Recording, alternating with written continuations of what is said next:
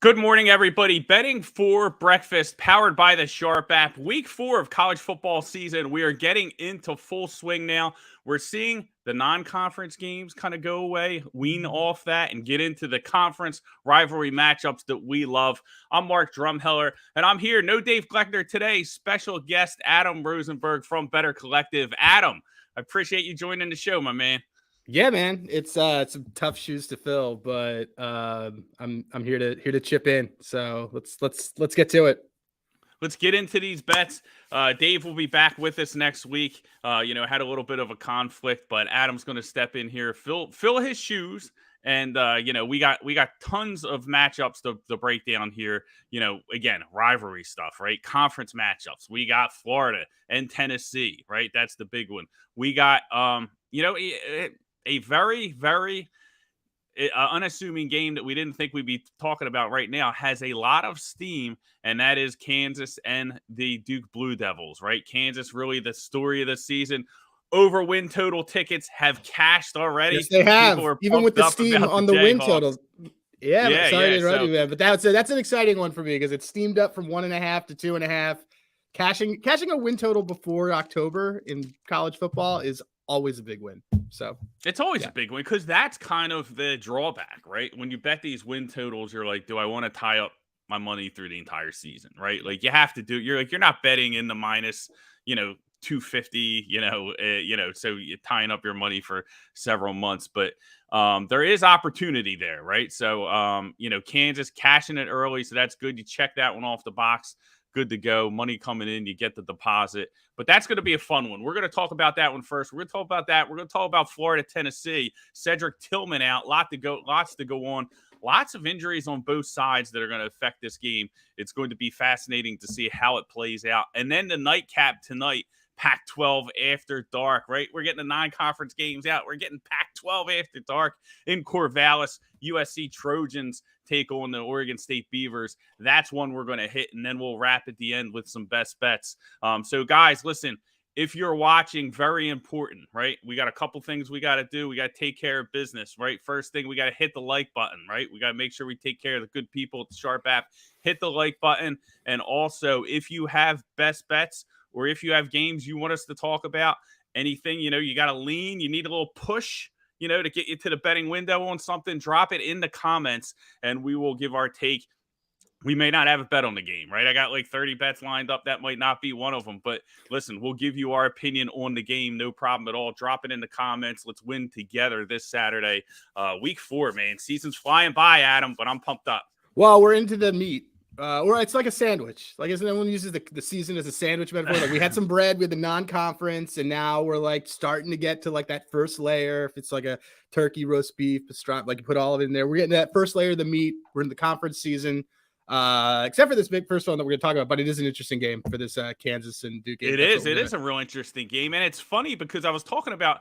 We'll talk about Michigan a little later if we have some time, but I feel like Michigan is an interesting example when you talk about like now we're getting into the meat because they literally treated the non-conference schedule like the preseason. They had all these cupcakes. Yeah. They're out there figuring out which quarterback they want to start. And I think it's hilarious when you draw the parallel to like, Jim Harbaugh, him taking that approach to the first couple games as opposed to John Harbaugh in the NFL, who is a cash cow in the preseason for bettors with the Baltimore Ravens. So, pretty funny there. But listen, Michigan gets down to business today against Maryland. They start digging into that non-conference schedule. And I think McCarthy is going to make that offense pretty explosive. But we have plenty of time to talk about that. Before we get into Kansas Duke, I want to talk a little bit about last night, right? Still steaming a little bit over last night. My Syracuse Orangemen, your Syracuse Syracuse Orangemen, yeah. That you warned me about. Went up 16-0. Thought we had money in the bank. Thought that game was a deposit. And then all of a sudden, 4 turnovers later, the Orangemen act completely uncharacteristic. You haven't seen that from them all year. No turnovers coming into the game. Start turning the ball over like crazy. They let Virginia back in the game. And then, of course, they squeak out with a 2-point win. They get the win, but they leave bettors disgruntled. A lot of people were on UVA. I don't know. I didn't think it was the right side. I still think Syracuse was the right side. But, bettors got to the window to cash that. Yeah, UVA. no, they're tough. Look, Syracuse on the Friday Night Lights. Actually, the Syracuse Friday Night Lights games seem to always come down to something like that. I believe in the Clemson game last year, like a couple things. It's usually just something weird. And this came down to the final minute and a half, mostly because Dino didn't really manage the clock very well, which is not a surprise. But look, at the end of the day, Syracuse is 4-0 as they start their ACC conference stuff. I believe their win total was 4.5. 4.5. So that, so that's another one. So that's that one looking. And looking Casale, very good. a friend of the program, Tom Casale was on that early and was on an island. I told him he was nuts too. I remember the first hit we did with Veason. I was like, hey, we talked about I did Louisville over win total. He had Syracuse over, and he was on it. And we're like, they play week 1, and I'm like, yeah, I'm on Louisville in that matchup week 1, and I was on the wrong side. The good part about it was listen, Louisville was out of the game in the first 5 minutes. I could kind of divert my attention over to Ohio State Notre Dame at that point. Pretty much. That was they didn't drag it out to the end. No, and look, this is going to kind of dovetail us really well to Kansas to Duke, but Syracuse is a football school again. So it's kind of is Kansas a football school again for the first time in 15 years? I know, man. They might be. They might be. They're on their way. So let's get into that. But yeah, lost a ticket last night on Syracuse. Won the night before with the under on West Virginia with Vatek. So it had way too much Virginia in my sports betting app so far this weekend, but we ended up splitting. Had a little bit of a bigger play on the over, so I'm up a little bit during the week. But all the plays are going on today. Can't wait for the action, and we are going to start with Duke and Kansas. We got a question. Let's let it rip. Our guy Daryl checking in. Yeah. Over the summer, it's a victory lap. Daryl with a victory lap. We're doing victory laps. Listen, awesome. Love to see everybody cashing tickets. And Oregon State, we're going to talk about in a little bit. But, NC State looking good. Syracuse definitely looking good. Oregon State's going to show us a lot tonight in Corvallis. So can't wait for that matchup. Daryl, appreciate you tuning in. Do us a favor. Hit that like button if you have it. And, guys, also the links, right? Be a part of the family. The links below in the description. You can get into Discord. Download the Sharp app. Follow the games. You can see all our, predictive models on there. You can see where the money is for each game, everything on there. So make sure you download the Sharp app but join the Discord, hop in the NCAA football channel, sweat these games out with us. So let's get into the games, Adam. We're going to start with Duke and Kansas. I'm taking the cardigan off for this one. I'm doing it. Let's get in. Take the cardigan off. Sweater weather. Let's do it. The fall wind is in the air. It is. But Duke +7 at Kansas. We got a total of 64. Let's see. Any recent steam here on this game? Let me check real quick. But I think we're still sitting at some 763.5 on the board. So people are kind of pushing things towards the under. And, I think from a total perspective, Adam, I think that's the right side. When I look at these teams, I think Elko's done some good stuff, with the defense. With Duke, and if you look at how they play defense, they want to keep everything in front of them. They want to pressure the quarterback. They want to keep everything in front of them. Daniels has been incredible for Kansas. Big explosive play element, uses his feet, uses his arm, right? And that's really been the key. They're 50 points every week. Bang, bang, bang, bang, lighten up the scoreboard. Kansas can really put some points on you, but I think Duke's going to come in here. They're going to try and keep everything in front of them. They're not going to give them those explosive plays. And you see that in the NFL. You see everybody's going to cover 2. They're keeping everything in front. They're making you matriculate down the field, make you beat them with the easy stuff, move to chains 10 yards at a time. And, another thing too is, Duke has some good corners. Brandon Johnson, they have some guys there, some slot guys that I think can handle these Jayhawks receivers on the outside. I think the under is the best side here. When you look at the teams and what they're going to try and do, it's definitely going to be strength versus strength. Is Kansas going to be able to get off these big plays? Not sure about Duke staying within the number, but I think Kansas can eventually pull away. But I like the under in this matchup. How about you, Adam? What are you looking at? I'm in the same boat. I like the under. It's funny that we're talking also about when I first saw this game, I thought, oh wait, is it basketball season? But we're talking about Duke. We're talking about Duke and Kansas. We're talking about the football teams. This is a Danny Manning, Christian Laettner, right? Right, exactly. So yeah, the blue blood schools. Look, so Duke is Duke has perennially been like a doormat for football, but I think you really nailed it with what they've done defensively. 13 different players have a sack on that team. And they're fourth in the nation in havoc and line yards. So like you said, like they are just getting everything in front of them and they are making sure that they're controlling it.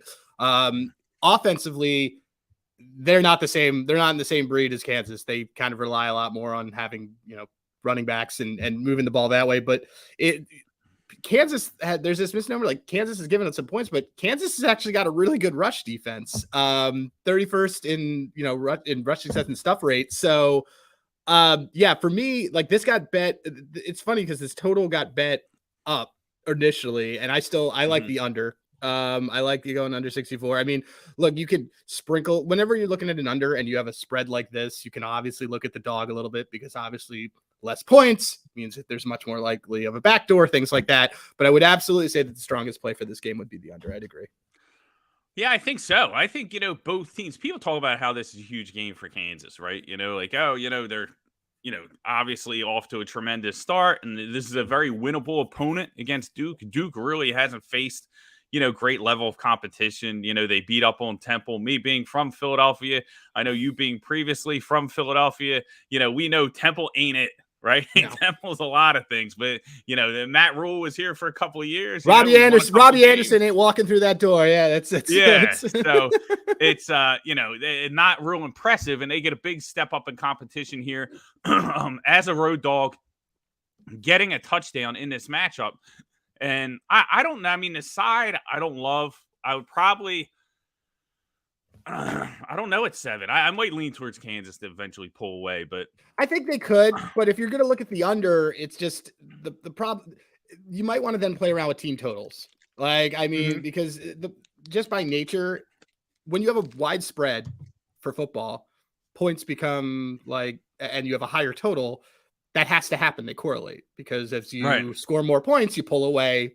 That's what happens. But so look, we also agree, like the total got bet up. And we're looking at the under. It's not a bad play, but I just think that stronger things on here are going to definitely be all around the total. If you had to do any sorts of play on the side, I mean, look, Kansas has only given up 2 rushing attempts that have exceeded 20 yards, and Duke relies so much on their running backs. So it's I just don't see Duke having firepower to keep up with that. Look, the worst case scenario. If you're gonna take Kansas from the 7 and the under, the worst case scenario is you're probably splitting your bets, but like the under is a very, very strong play here. Yeah, I would just ride with the under, to be honest with you. Like I think that's really the best way to attack this one. Let's see. Daryl checking in. Pac-10 could be won by a sleeper team like Arizona. Keep your eye on them. Arizona, very interesting team this year. Definitely like moving in the right direction. I feel like Arizona is. I think they got Cal today. That's going to be, I think, an interesting matchup. Yeah, Cal's no good. I don't like Cal at all. Well, I randomly was a big Cal fan growing up because I once went to Berkeley and somebody told me he was a wizard. And I thought I was 12 years old and I came home and I said, Mom, Dad, I really want to go here. And they said, no, you're going to go to Penn State or you'll go to Temple or Drexel. And I ditched all of them, went to Syracuse. But I was always following Cal, and Cal stinks now. Like, I mean, there's a lot of things have kind of changed that. I do like Arizona got frisky at the end of last year, stole some games and did a good job. It's kind of like Kansas. Look. You see them moving in the right direction. They got a long way to go, very similar. I agree. I think it's a good comparison. It's like there's a lot of reason to be hopeful on, because especially with those other schools, because what's going to happen on like the USC is like those are going to have a lot of people that are going to come like transfer portal in and then maybe get out or do either for 2 years.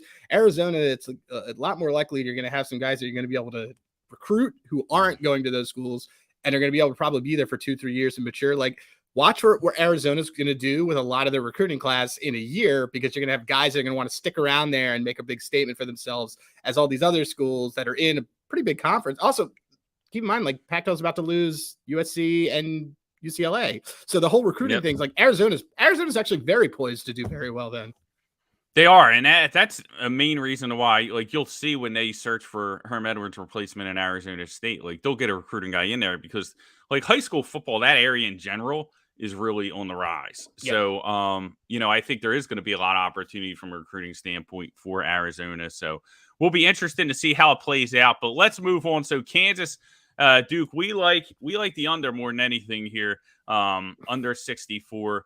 And then we're going to move on to Florida against Tennessee, plus 10 at Tennessee. We got a total of 62.5.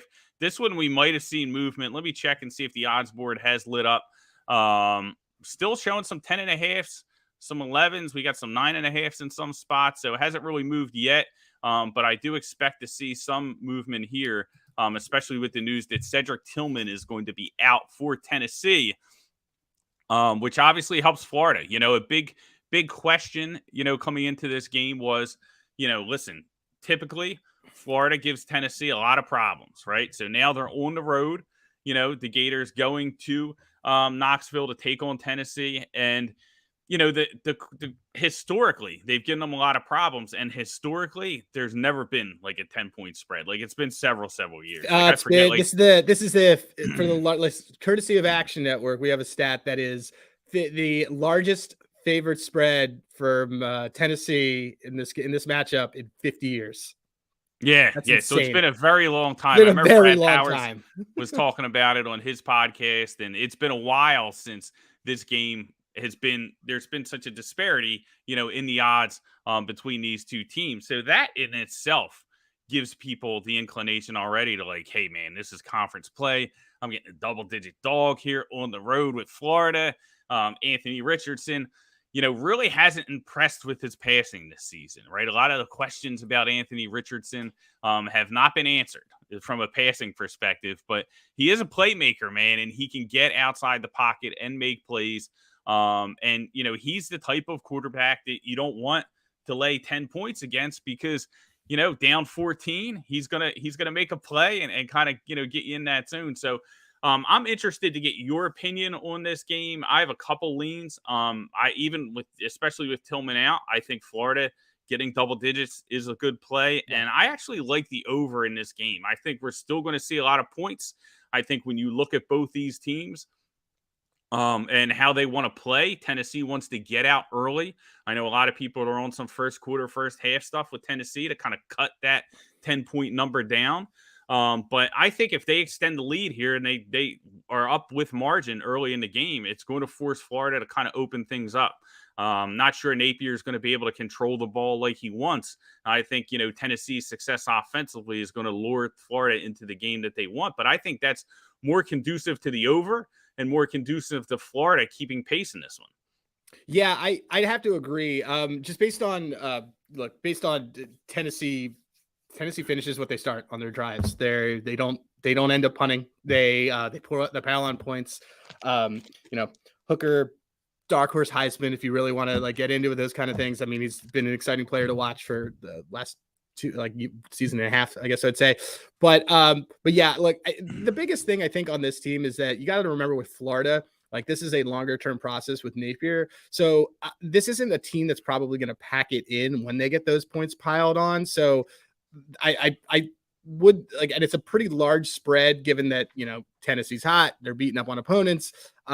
So there's obviously a ripe room for backdoor, but the over is probably the strongest play here because one of the bigger things about college football that's very different from pros is that you are incentivized to pile on points because you get those voters noticing, oh man, at Rocky Top, Tennessee margin of victory. Yep. Margin of victory is a big deal. So for Tennessee to not only win, especially after having, Florida's owned the series, Tennessee being able to do this and have a dominant win, they're not really going to, they're much more incentivized to pile that on and continue to do it. And Florida isn't going to just sit there and quit and not do anything. Billy Napier wouldn't be there if they were a team that quit on things again, because all the problems we saw last year and the year before. So I like the over as well. That's kind of my stronger play. And actually I'm probably going to sprinkle a little bit on Florida. I do kind of like having a double digit road dog like this,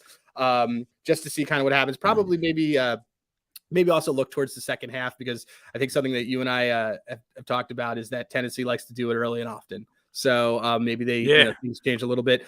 We saw it actually in their first game. They kind of took the pedal off the gas, towards I can't remember who was their first opponent, but it might have been Akron or one of those. They basically took their foot off the gas after the first half. Things got a little interesting, even though they had like I believe a 30+ point spread.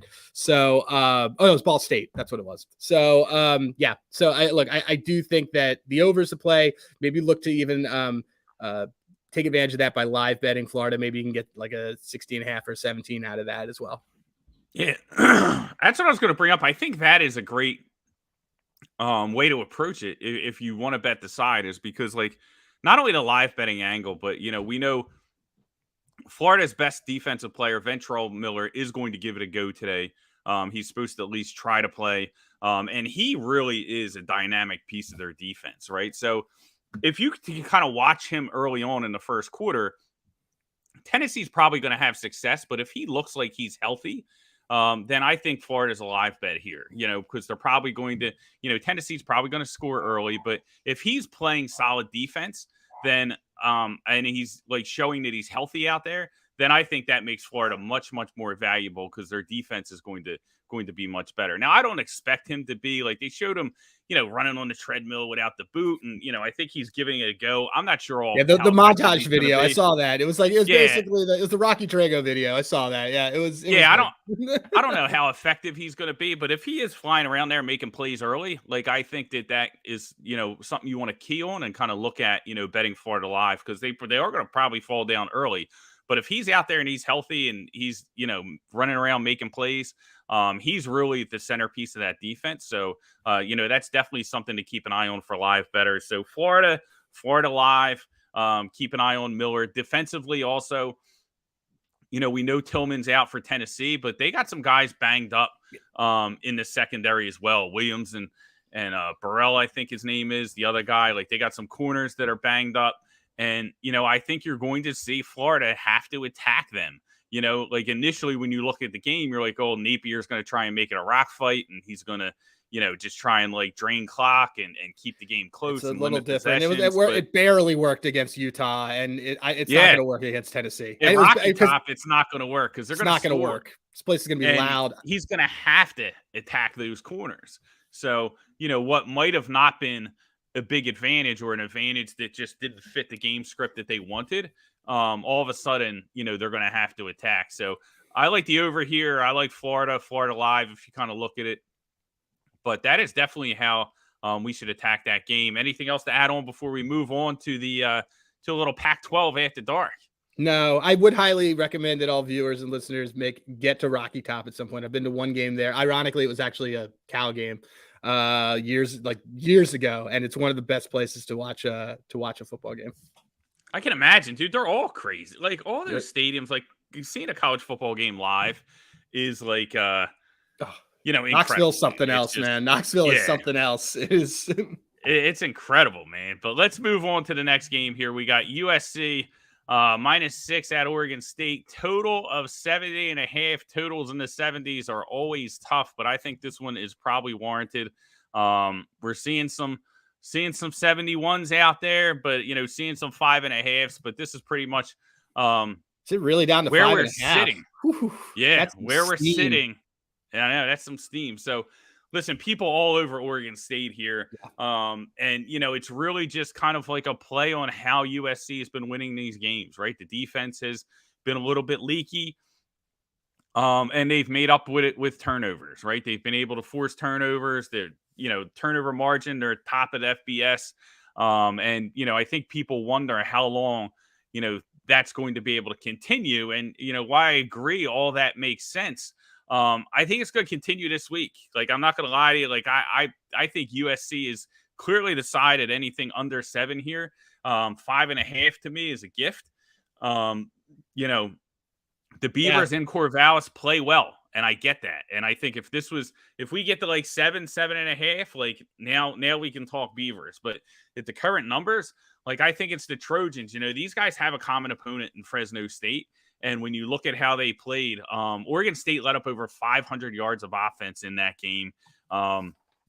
They couldn't stop Fresno State at all. And they were kind of lucky to get out of there with the win. They got the 2-point conversion at the end, but they were pretty much outplayed yards per play. Like, no matter how you want to look at it, Fresno State ran all over them, and now they're playing a USC team that's the second best rushing offense in college football with Travis Dye. Fenwick, I think, against Fresno State for Oregon State had I want to say it was like 4.8 yards per carry or whatever, He right? had something around that. He had 100 for Yeah. 19, so just you're right on there. Travis Dye had 10. They ran for over 200 yards against Fresno State. So we can talk about the Beavers rushing attack, but these rushing attacks are not the same. USC's rushing game is one of the best in college football. And if anyone's going to dominate the game script through their rushing game, it's going to be USC here. I don't think it's going to be Oregon State. I think USC's offense is way too powerful here. They're going to score in the 40s or the 50s. And if Oregon State is able to keep pace and keep putting touchdowns on the board, then they might push USC to score in the 60s in this matchup. I don't think that they're going to have a problem moving the ball at all. Caleb Williams, Jordan Addison, those guys, continuity. It's an all-star team. Some of the things I was worried about, going into the season is how's it going to mesh? All that looks to be fine. Listen, offensive line isn't great, protection isn't great, but they're going to score points in this matchup, and that's why you see this at 70.5. Yeah, it's if Oregon State wants to get into a track meet with USC, it's just not going to end well. I think you kind of nailed it with the common opponent being Fresno State. I mean, look, everybody was all over Fresno State last week, saying Fresno State's going to come in and they're going to come to LA and this is what's going to happen. And they got throttled, and Oregon State barely got Hainer by. got hurt, but they were going to get throttled anyway. I was on throttled anyway. I had 12.5, but I knew that ticket had no chance. It was never going to happen. I mean, look, full disclosure, but because of just multitude of reasons, I'm on USC's under win total this season because everyone's very excited about the Lincoln Riley era. I got to fade it a little bit, but Oregon State, look, it's Oregon State's not built to keep up with USC in the same way. USC is maximized the transfer portal to turning it into an all-star team. You have the top 5 best in nearly all the skill players. This to me, I get it. I get that everyone really wants to back this, really public dog, but Oregon State just came off, beating Montana State and barely got by the week before that. Fresno State, USC took care of business with Fresno State. I'll take USC at the short line.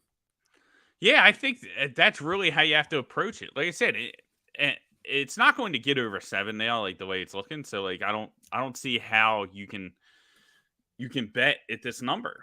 How you can not bet the Trojans at this number. Corvallis, all that makes sense. They play better there, they play up, but Caleb Williams, Jordan Addison, these guys have played in big games. Lincoln Riley, and listen, there's a lot of talk about, Jonathan Smith versus Alex Grinch, in the past, right? He's had a ton of success.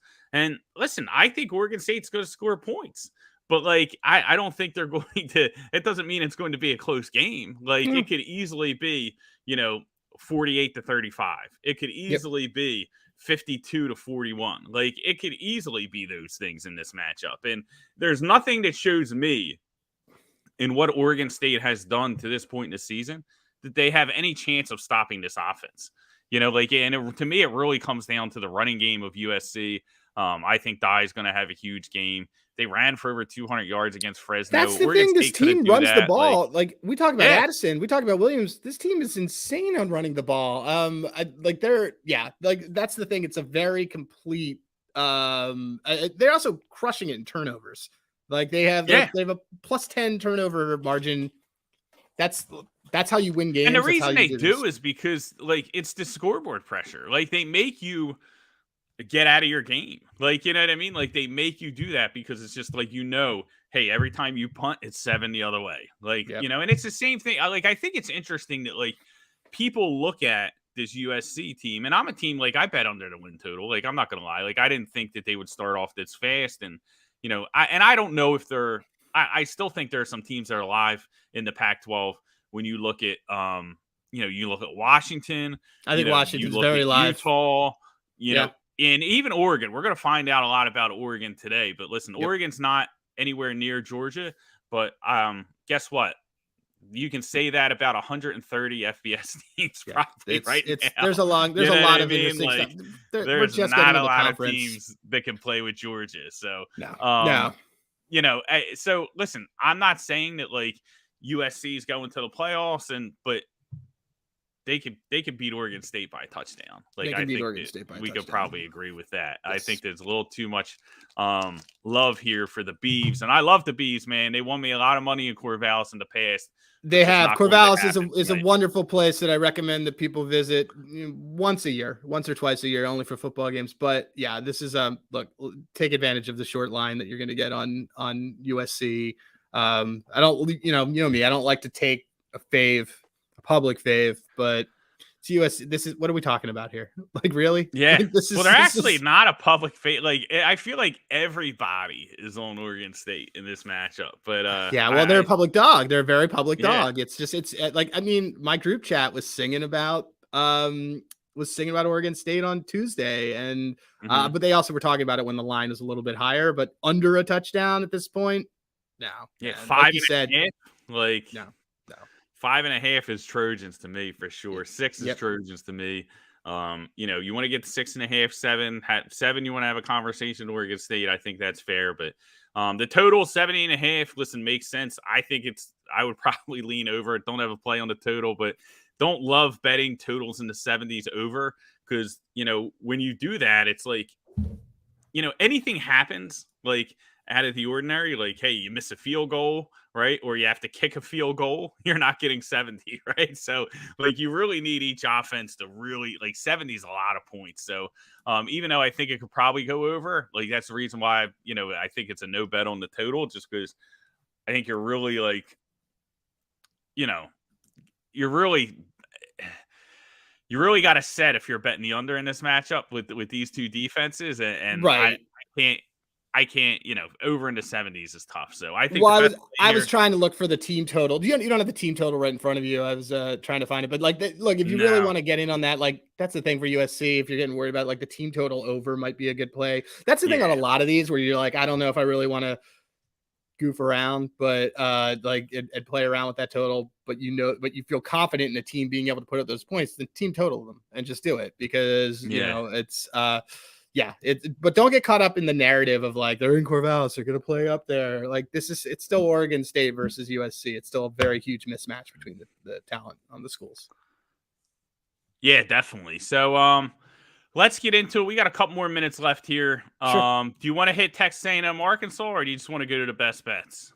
I mean, we could. I don't have a lot to add on Texas. I've been trying to fade Arkansas, and it hasn't been working out for me. So let's hit this one real quick, and then we'll get into the best bets. Sure. I like Texas A&M in this matchup. I think Arkansas is a team that is tough. Like KJ Jefferson, like they can run the ball at you. They can do that. I think that people see Texas A&M and they look at how ugly the offense is, and they're just like, hey, automatic fade here. But Arkansas's defense is not great, like particularly their secondary.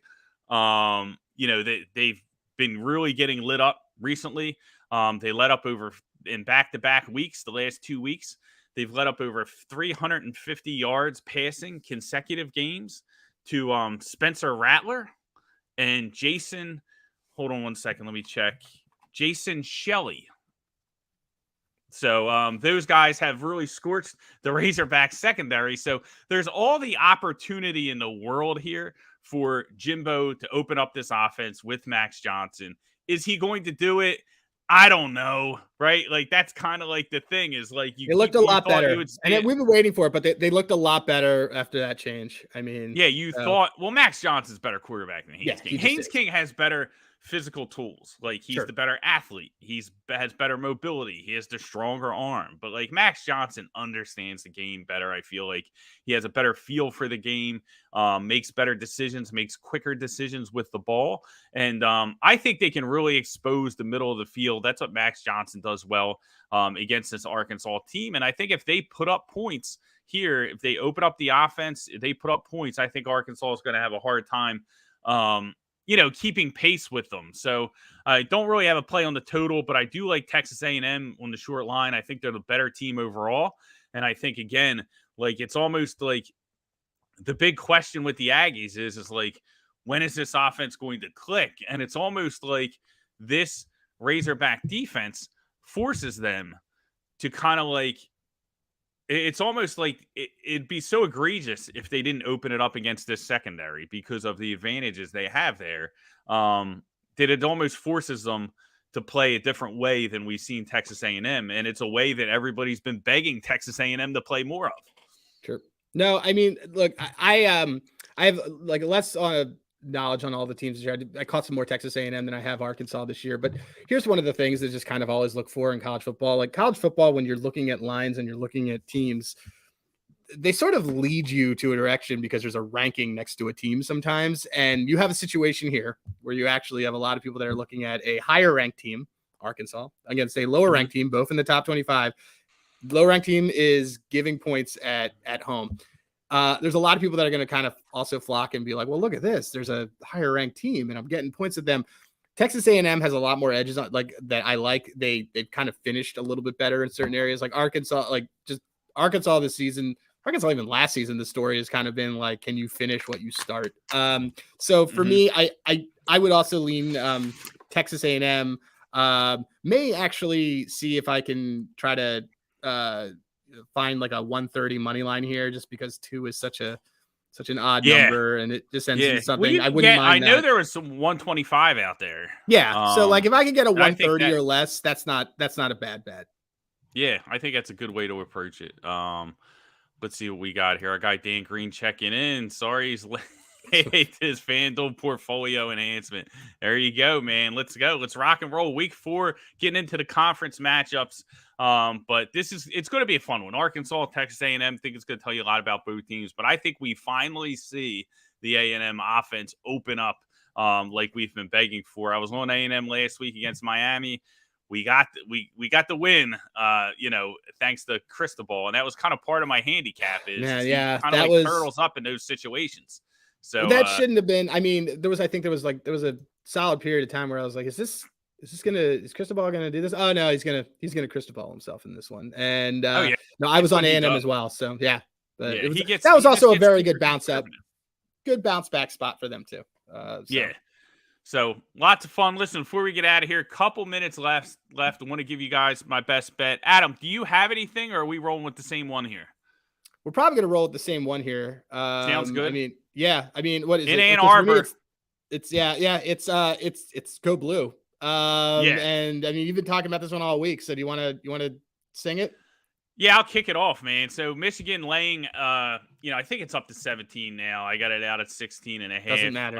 It doesn't matter. 16 and a half, 17, whatever you want to do. They're playing a Maryland team that is just, again, much like Clemson, Wake Forest, is just a horrible stylistic matchup. Like we see this year after year. The last 6 years, well, I shouldn't say the last 6 years because I don't think they played in the COVID year, but last 6 meetings between these teams, Michigan is 6-0. They've won by margin several times, 59-3. They won 59-18 last year. Last 3 years, they've won by 41, 31, and 21.